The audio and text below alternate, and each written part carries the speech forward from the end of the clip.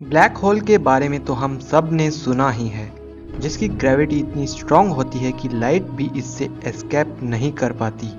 इसमें जाने वाली कोई भी चीज़ अपना अस्तित्व ही खो देती है। लेकिन अब वैज्ञानिकों को ब्रह्मांड में एक और नई चीज़ मिली है, जिसने वैज्ञानिकों को हैरान कर दिया है। ये चीज़ अब तक के मिले सभी ऑब्जेक्ट से बिल्कुल अलग है, चाहे वो न्यूट्रॉन स्टार हो, मैग्नेटार हो या खुद ब्लैक होल्स। आखिर क्या है ये स्ट्रेंज ऑब्जेक्ट जो ब्लैक होल से भी अधिक रहस्यमयी है? जानने के लिए वीडियो को पूरा देखें। ब्रह्मांड में जब एक स्टार अपने अंदर कोलैप्स करता है, तब कुछ स्टार्स वाइट ड्वार्फ तो कुछ न्यूट्रॉन स्टार्स को जन्म देते हैं। यदि कोई स्टार हमारी सूरज से 20 गुना मासिव हो, तब वह एक ब्लैक होल में कन्वर्ट हो सकता है। लेकिन वैज्ञानिकों ने ब्रह्मांड में कुछ ऐसी स्ट्रेंज ऑब्जेक्ट को देखा है जो ब्लैक होल जैसे दिखाई देते हैं, लेकिन वे ब्लैक होल नहीं होते। ये ऐसे ऑब्जेक्ट्स हैं जिनके अंदर से लाइट काफ़ी कम मात्रा में निकल पाती है, जिससे ये ब्लैक होल की तरह दिखाई देते हैं। इन ऑब्जेक्ट्स के सेंटर से लेजर जेट्स भी लगभग लाइट स्पीड से निकलती है। इन ऑब्जेक्ट को देखकर वैज्ञानिक हैरान हो गए, क्योंकि अब तक वैज्ञानिकों ने सोचा भी नहीं था कि ब्लैक होल से भी रहस्यमयी ऑब्जेक्ट्स हो सकता है। हैरान करने वाली बात यह है कि आखिर ये ऑब्जेक्ट्स क्या हैं जो लगभग लाइट स्पीड से लेजर जेट्स को पुश करते हैं। वैज्ञानिक मानते हैं कि ये ऑब्जेक्ट्स कुछ और नहीं बल्कि एक भारतीय वैज्ञानिक द्वारा खोजे गए ऑब्जेक्ट हैं, जिन्हें मैग्नेटोस्फेरिक एटर्नली कोलैप्सिंग ऑब्जेक्ट कहा जाता है।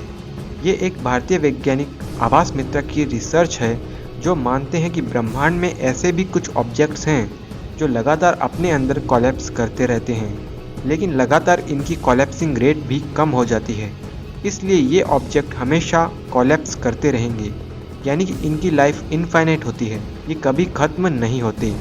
आभास मित्रा की रिसर्च के अनुसार ये ऑब्जेक्ट्स लगातार रेडिएट करते रहते हैं। इनके अंदर से जेट्स की फॉर्म में मटेरियल बाहर निकलता रहता है। इनसे निकलने वाला मटेरियल ब्रह्मांड के निर्माण में सहयोग करता है, जिससे नए तारे और प्लैनेट्स बनते रहें। इन ऑब्जेक्ट्स को लेकर आभास मित्रा ब्रह्मांड की एक नई थियरी भी बताते हैं, जिसे एटर्नल इवॉल्विंग यूनिवर्स थियरी कहा जाता है। इस थियरी के अनुसार ब्रह्मांड कभी पैदा नहीं होता, बल्कि ब्रह्मांड लगातार इवॉल्व होता रहता है। यानी कि इनके अनुसार पूरा ब्रह्मांड कभी नष्ट नहीं होगा, बल्कि इसमें अनेकों तारे, प्लैनेट्स आदि जन्म लेते रहते हैं, और एटर्नली कोलैप्सिंग ऑब्जेक्ट से निकलने वाला मैटर ही नए तारों और ग्रहों को जन्म देता है। जबकि ये एटर्नली कोलैप्सिंग ऑब्जेक्ट कभी नष्ट नहीं होते, बल्कि ये ब्रह्मांड के पैदा होने की सामग्री यानी मटेरियल को लगातार बनाते रहते हैं, जिसे रेडिएशन और जेट स्ट्रीम की फॉर्म में रिलीज करते रहते हैं। यानी कि पूरा ब्रह्मांड कभी नष्ट नहीं होता, बल्कि यह हमेशा एक साइक्लिक फॉर्म में एटर्नली इवॉल्व करता रहेगा। आभास मित्रा के अनुसार ब्लैक होल्स कभी एग्जिस्ट नहीं कर सकते, बल्कि जिन्हें ब्लैक होल माना जाता है वे एटर्नली कोलैप्सिंग ऑब्जेक्ट हैं, और उन्हीं से पूरा ब्रह्मांड चल रहा है। दुनिया के कई वैज्ञानिकों ने इनकी रिसर्च को सपोर्ट किया है, और इन्होंने रिसेंटली एक बुक लिखी है, the rise and fall of black hole paradigm, जिसमें इन्होंने बताया है कि किस तरह ब्लैक होल पूरी तरह एक गलत कॉन्सेप्ट है। इनकी यह बुक रिलीज होने से पहले ही अमेज़ॉन पर ट्रेंड करने लग गई, और कई वैज्ञानिक इनकी बुक पढ़कर ये मान चुके हैं कि ब्लैक होल होता ही नहीं। इस बुक का लिंक आपको डिस्क्रिप्शन में मिल जाएगा। तो फ्रेंड्स, ब्लैक होल की तरह ही कई रहस्यमयी ऑब्जेक्ट्स यूनिवर्स में होते हैं।